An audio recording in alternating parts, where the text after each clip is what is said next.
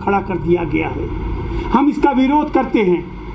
हमारा मानना है कि शिक्षा हमारा मूलभूत अधिकार है और आम आदमी पार्टी का मुख्य फोकस ही शिक्षा और स्वास्थ्य है।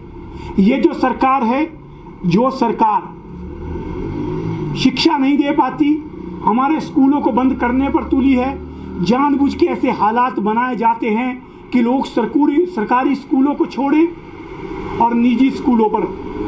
कोरोना का टाइम सरकार ने कहा कि फीस माफ होगी। मैं मीडिया के माध्यम से आम जनता से पूछना चाहूँगा कि कितने लोगों की फीस माफ हुई। कई जगह प्रदर्शन हुए निजी स्कूलों के खिलाफ कि उन्होंने फीसें बढ़ाई। लगभग 10 से 20% स्कूलों की फीस बढ़ाई गई है, लेकिन इस सरकार ने निजी स्कूलों के खिलाफ कोई कदम नहीं उठाया है। आम आदमी पार्टी ने दिल्ली में भी निजी स्कूलों के खिलाफ कदम उठाया, अब पंजाब में भी कदम उठाया जा रहा है, लेकिन दिल्ली एकमात्र देश का राज्य है जहां पे इस बार सरकारी स्कूलों में 4 लाख इनरोलमेंट बढ़ी है। लोग निजी स्कूल छोड़ रहे हैं क्योंकि वहां हमने राष्ट्रीय अंतर्राष्ट्रीय स्तर की सुविधाएं स्कूलों में उपलब्ध करवाई है। तो हमारा जयराम सरकार से सवाल है, ये रैलियों की सरकार, ये जश्न मनाने वाली सरकार है, ये लोगों को गुमराह करने वाली, झूठे वादे करने वाली सरकार है। अब ये रोजी रोटी तो छीन चुकी है, अब क्या गरीब बच्चे के हाथ से किताब भी छीनना चाहती है। उसके पीछे आपकी मंशा क्या है, आपकी साजिश क्या है? धन्यवाद।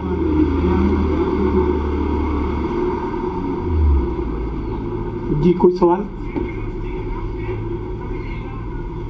पंकज जी, जिस प्रकार से आप शिक्षा की बात कर रहे हैं, लेकिन प्रदेश में अगर बात की जाए तो सरकार बार बार ये कह रही है, भाजपा की भी यहाँ पर जो है राष्ट्रीय कार्यकारिणी चल रही है युवा मोर्चा की, उसमें भी ये कहा जा रहा है कि आम आदमी पार्टी का कोई वजूद नहीं है और यहाँ पे उनकी दाल गलेगी। देखिए, हमारा वजूद नहीं है, हमारी दाल गलेगी नहीं, लेकिन अरविंद केजरीवाल जी की रैली के बाद ऐसा कौन सा भाजपा का नेता है जिसने कांगड़ा का रुख नहीं किया?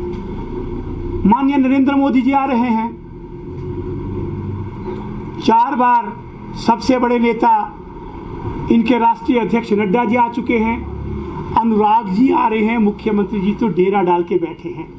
मैं कहता हूं, हमारा वजूद आपकी नजरों में हो ना हो, लेकिन जनता के दिल में है। ये खौफ है जो भाजपा में दौड़ा हुआ है, उसी का कारण है कि आज भाजपा, जो 4 साल तक जो नेता किसी को नजर नहीं आते थे, आज वो भी जनसभाएं कर रहे हैं। चंबा, जहां पे मुख्यमंत्री भी एक बार जाते थे, अब वहां पे मुख्यमंत्री भी गए हैं, अनुराग जी भी गए हैं, अब मोदी जी आ रहे हैं।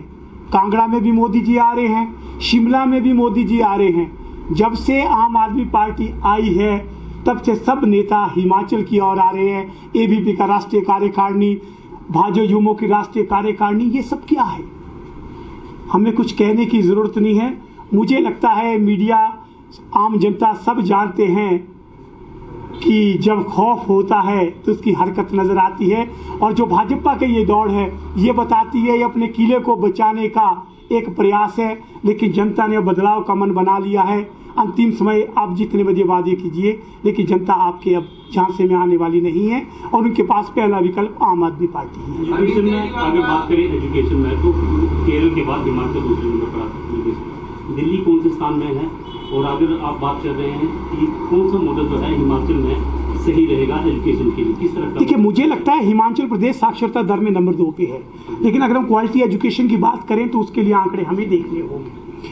हम बात कह रहे हैं कि स्कूल खोलना, निस्संदेह मैं कहता हूं हिमाचल प्रदेश में सबसे अधिक कॉलेज है, सबसे अधिक शिक्षण संस्थान है, लेकिन हम बात क्या कर रहे हैं? हम कर रहे हैं गुणवत्ता शिक्षा की। आपको लगता है एक शिक्षक के 2650 स्कूल चल सकेंगे?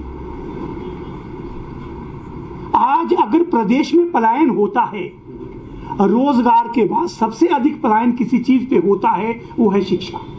आज हमारे सबसे ज्यादा हिमाचली जो चंडीगढ़ में बसे हैं, वो क्यों बसे हैं? अपने बच्चों को बेहतर शिक्षा दिलाने के लिए। आज हमारे बच्चे IAS, HAS की ट्रेनिंग लेने के लिए चंडीगढ़, दिल्ली, बाहर जा रहे हैं। क्यों जा रहे हैं? क्योंकि हमारे यहाँ शिक्षण संस्थान तो हैं, लेकिन क्वालिटी एजुकेशन की बात हम लोग कहीं नहीं कर रहे हैं। क्वालिटी एजुकेशन क्यों नहीं है यहाँ? इसके पीछे क्या शिक्षक कारण है, क्या मानते हैं? नहीं, मुझे लगता है इसके पीछे हमारी नीतियाँ जिम्मेदार है। मैंने कहा नहीं, भाजपा सरकार की प्राथमिकता कभी भी शिक्षा नहीं रही है।